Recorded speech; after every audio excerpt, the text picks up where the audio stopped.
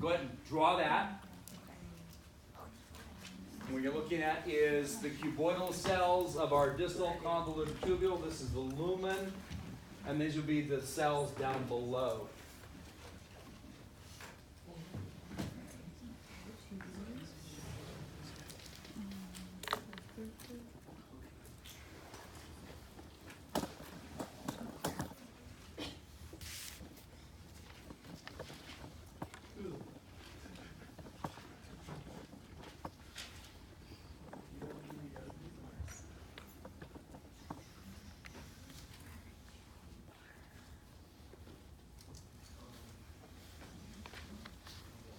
Don't try and make it pretty, just get it down. You always make it pretty at home later as you practice it and kind of work through it. Those are individual cells? Uh-huh. They're mystery boxes. It's like curtain number 1, curtain number 2.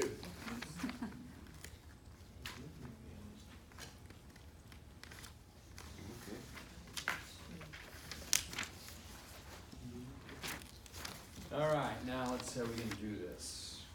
Pretty much like this, these colors here.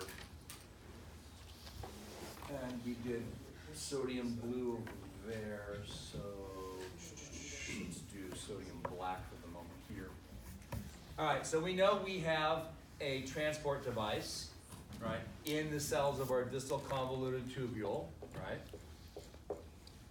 And they can take, we'll do this. They can take a sodium, right, and transport it into the cell. They can take chlorides, that's an L, not an R, and bring it into my cell. One thing we didn't talk about is, so let's say I give Dave a thiazide. How do I know where it's going to work? How do I know it's not going to work here or work here? Based on the channels? Presumably they're different, What do you mean channels? Like different the membrane-bound transporters? Taz, what do you mean by channels? Like the different shapes of the channels needed to transport Right. specific. I mean, here's the easy way to think about it. This is a 3-tonged lock. That's a 2-prong lock. The 2 won't fit in the 3, and the 3 won't fit in the 2. Right? So medications have to be designed to be structurally related with the targeting. So if I give you a 2-pronged drug, it ain't gonna fit anywhere but the 2-pronged place. Right? If I give you a 3-pronged drug, it'll only fit where there's 3 prongs and there's 2 there, so it'll work here. That's how your body that's how the drug ends up going where it's supposed to go. Is that tries to land here, it simply just won't fit. It can only fit with that protein structure. You're talking about active sites in similar shapes, right? Yeah, same idea as active sites like competitive inhibitors. Yeah, same basic idea. So now I know what goes on the basal lateral side of our cell. ATP pumps. Your ATP pumps, right? So the sodium that came in, right, is going to be, how many sodiums get pumped into here? 3, all right. So my 3 sodiums get pumped in. So there's my 3 sodiums. Does anything come out in exchange for it?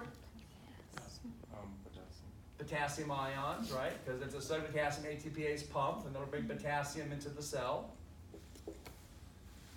All right? And we know that wherever sodium goes, who follows? The water, right? So if I have water here,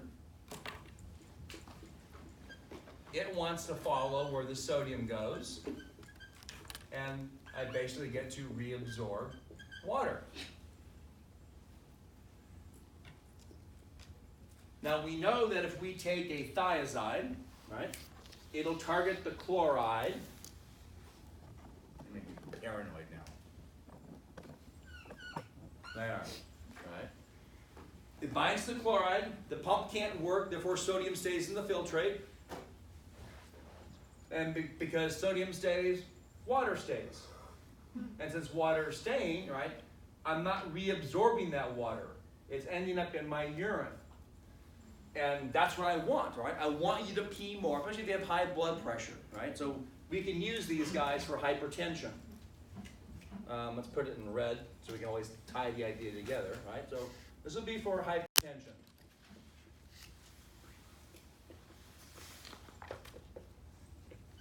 but I have a problem. I know my biochemistry. I know that if I give you a thiazide, it's going to lead to potassium secretion. And this could lead to the idea of hypokalemia.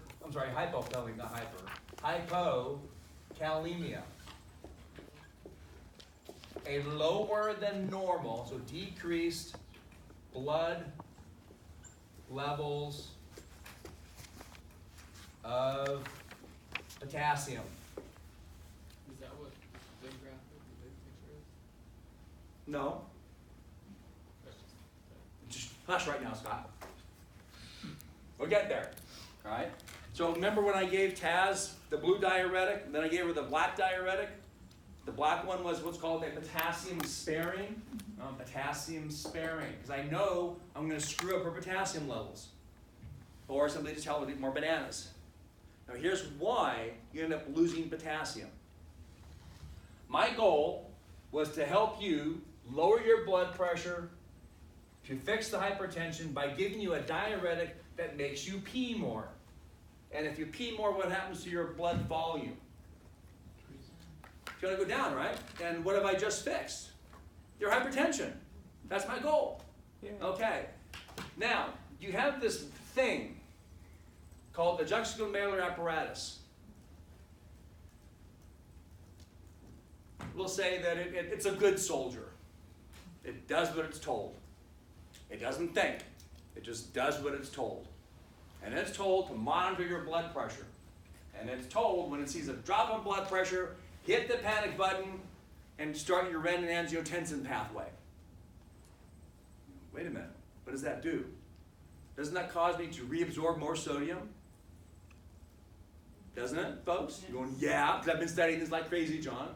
I have to also reabsorb more sodium and more water. If I reabsorb more water and you have hypertension, what the frick's going on here? That's the dilemma. The poor JGA sees you, right, dropping your blood volume because you're increasing urine production. It releases the renin, which leads to angiotensin II eventually. What does angiotensin II do? Two important things. Triggers the release of aldosterone, right, and the release of ADH. Now, what does aldosterone do?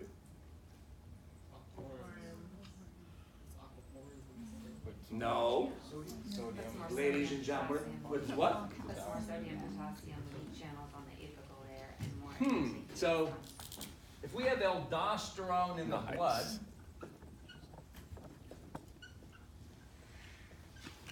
and that causes me to put in more potassium leak channels and more sodium leak channels. Let's do it this way. Put a couple of these guys here. I'll put a couple of these guys here. And a couple of these here. So the sodium that is in my blood can now have an entrance into my cell, right? Because I have more sodium leak channels. Because aldosterone said, put more sodium leak channels in there. But also puts more potassium leak channels in there. So I start getting a increase in sodium, right? Start getting an increase in potassium. And besides leaky channels on the apical membrane, what else does aldosterone tell your cell to do? The increase in potassium? Yes. It Increase, returns just follow Where? it. Just right there. in the fluid. Yeah, right there, right there. What else does aldosterone tell your cells to do besides leaky channels? Pumps. Pumps where? The basal side. Now I start getting more some potassium pumps. So I can now take sodium, right, and pump it in there. I can take sodium and pump it in there. And I can take sodium and pump it in there. And then who do I move out in exchange for that? I take potassium, right? And potassium comes into the cell. And potassium comes into the cell. And potassium comes into the cell. That potassium then gets diffused into the filtrate. I'm losing potassium as I reabsorb sodium. all because of your stupid JGA saw you lowering your blood pressure, which we want it to do, but it doesn't know any better. All it knows is when I see a drop in blood pressure, I cause release of aldosterone, right, which then allows me to put more sodium leak channels in the apical membrane and potassium leak channels. That means more sodium gets to go into the cell, more potassium gets to go into the filtrate, and then I pump that more sodium into the blood, and my sodium potassium pumps the more the more potassium into the cell for it to leak. And then who's going to follow that sodium? Water, right? So you will get more water reabsorption. You will get more.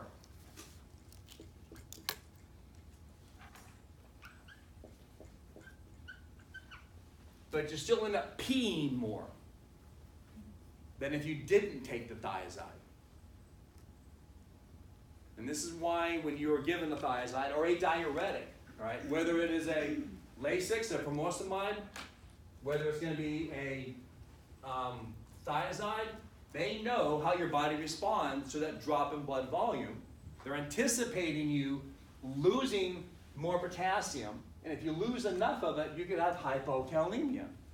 So we know to prevent that by simply having you eat more bananas, or I give you a potassium-sparing diuretic, because what that does is over here,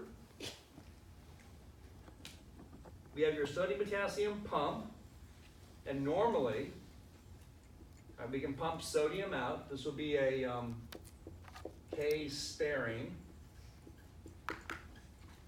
diuretic. And I know I exchanged that with potassium. And if this diuretic does not let that pump work, can you pump potassium into the filtrate? You cannot, right? Which means I'm sparing us from secreting potassium. That means potassium ends up staying in the blood.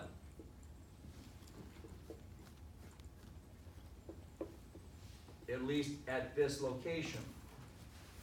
I only do 1 to 3% of my sodium reabsorption here anyways. This is not a big amount of potassium, but since that diuretic targets this, I can at least reduce the amount of potassium you lose. So I can either give you potassium sparing to modify or to minimize your hypokalemia effects, or simply just tell you to eat more bananas and more things that contain potassium. So is that a different, so that's the same sodium potassium pump as in the DCT though, isn't it? Yeah, it is. So doesn't that stuff also slow it down over there? A little bit. There's a little more complicated step to it. This is the bottom punchline for you guys to worry about in terms of targeting that part and affecting, because what kind of K-sparing drug you take affects either the ability to produce the proteins that make the pump, produce the pump from working, or minimizes the sodium leak channels on the apical side. Yeah, Which so is all complicated. The bottom line is that's the bottom story. it's not a general inhibition of sodium potassium pumps because you couldn't stand that anyway. I mean, they're all over your body, obviously. Well, no, but it does target this more specifically. How it does is way more complicated to get into, but it's affecting the That was gene my expression in the genes, but we're targeting that more so than the rest That of was my you.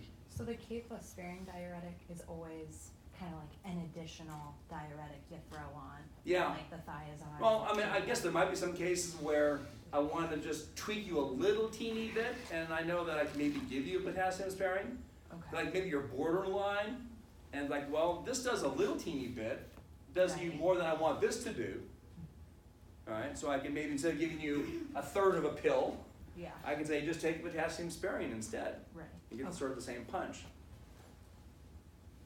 Where's the part where you were saying before, Rick, about I can't hear you. You guys get your hand away from your mouth and speak up, young man. that you were talking about bananas? Our job as a nurse is Uh-huh. to eat bananas and stuff. Is that instead of giving us the Exactly, right? Because if I know that you are going to be losing potassium, then I'm simply going to have you increase your dietary intake of potassium to compensate for the loss through this by having you just eat more potassium than normal.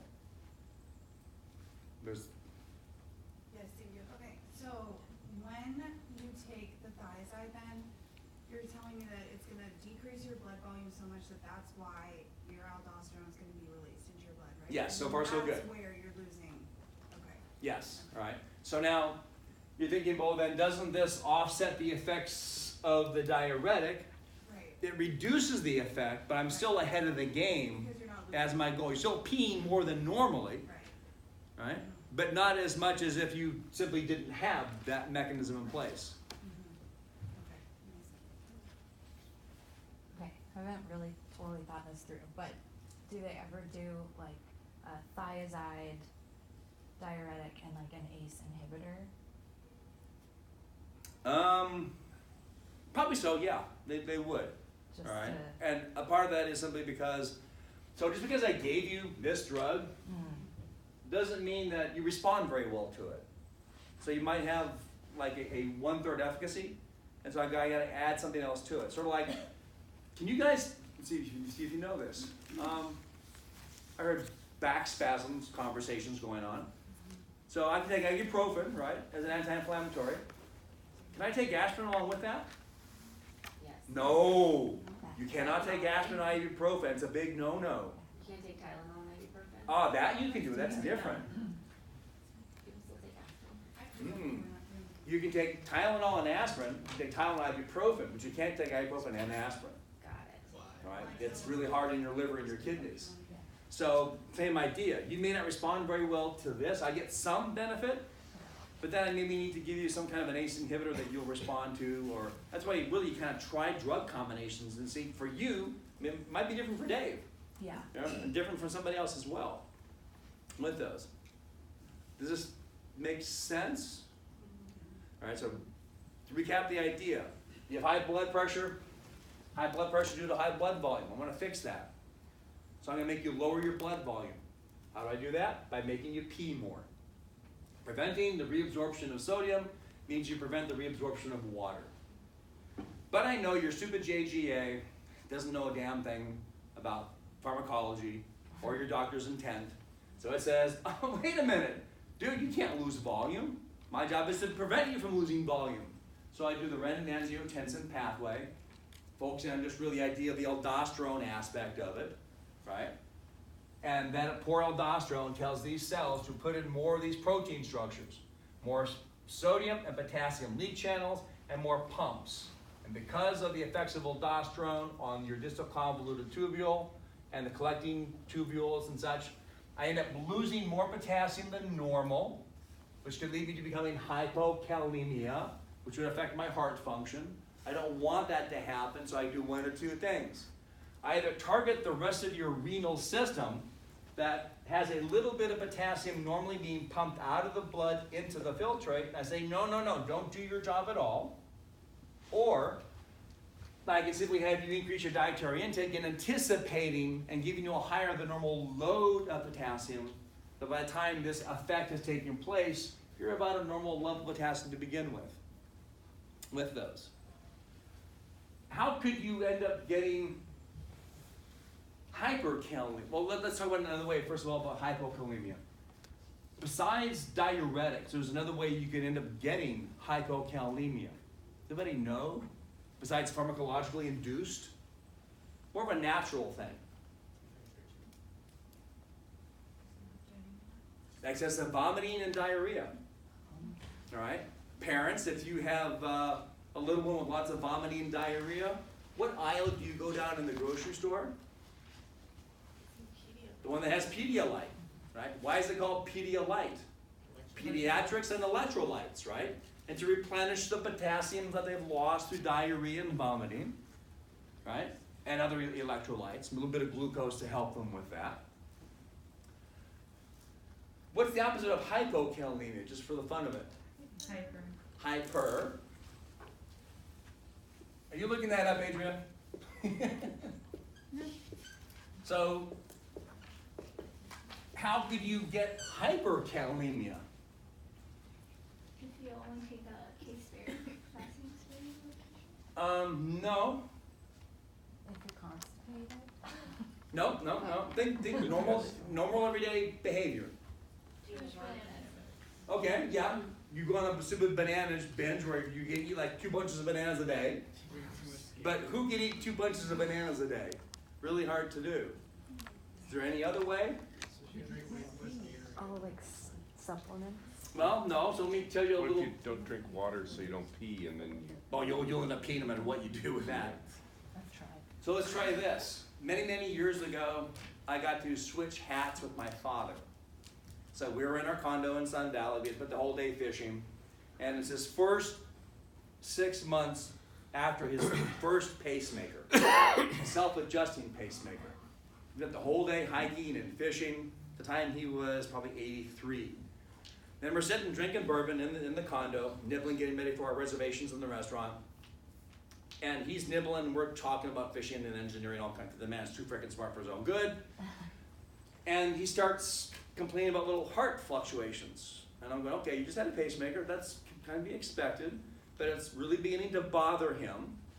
And he didn't tell me that he had it all day yesterday and the day before. Dumbass. Okay. So we're sitting there, and then I realized what he was doing, and I went, what the hell are you doing? What do you mean? I said, what are you eating? Oh, these? Yeah, those, dumbass. This is me talking to my dad, right? He goes, well, they're sun-dried tomatoes. I said, yeah, okay. What are you eating? Not what, but what are you eating? He goes, well, I said, what is it? Well, it's a desiccated tomato. Yeah, what's in tomatoes? I don't know. How about potassium? Oh, okay. So how many of you could eat 200 beefsteak tomatoes in one sitting? Hell no. But could you eat 200 raisins in a sitting? Probably so. Right? Sun-dried tomatoes, packed full of potassium, been munching on these damn things for the past 2 or 3 days. I said, you dumbass. I took him away from him, took him to the emergency room just to be sure, and the doctor said, hey, dumbass, quit eating sun-dried tomatoes. Next day, he was fine. so Right. banana chips might do the same thing then. Oh, I've taken a lot of those, though. But same idea, yes. All right? This could be dietary induced. So you have to be kind of careful of what you're eating. All right? I feel like you get that sense of anxiety if you have too much. You might. And the problem with hypo and hyperkalemia is they do affect cardiac functions. But the problem with that is it depends upon the amount of potassium and the duration. So there's no easy solution. So what I try and teach you guys is higher than normal amounts, lower than normal amounts can have consequences with cardiac function. Exactly what depends upon how much and how long and blah, blah, blah. And the actual dose level. Because you kind of go from arrhythmic to, well, let's see, this would cause you to do hyper, that would lead to bradycardia.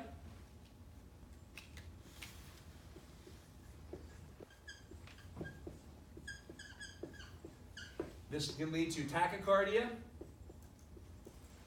But then when you transition to tachy, you could go through bradycardia for a little bit, and vice versa. It's really kind of confusing. But the basic idea is changes in potassium levels affect heart function in that kind of a context. So if you're under chronic diarrhea and vomiting, maintain your potassium levels. Watch out for what you eat. Don't be a dumbass and eat lots of sun-dried tomatoes or foods that are high in potassium, because you will influence your potassium levels, therefore heart function. And hyper would make your heart beat faster, right? No, hyper makes it slower because you're changing the concentration gradient. The potassium leaves more slowly. And in hypo, you're lower than levels, the gradient's greater, potassium leaves faster, so you repolarize a lot faster Right. with those. Oh, it's not that the extra potassium makes you hyperpolarized, so that slows you down? No, it's actually a really complicated mechanism how it works. Yeah. You guys ready for a lab exam on Monday? I'm ready. Sure. All right, so remember, do not show up here on Monday. Right, there is no school, right? But do me a favor and actually acknowledge what the day is all about, not just a day to sleep in, but it is Veterans Day, so pay attention to the significance of that day, besides just sleeping in, and besides just studying, okay? And if you have any questions, send me emails. I will not be here Monday, right? I'll be writing your exam at home with a bottle of sun-dried tomato juice. I see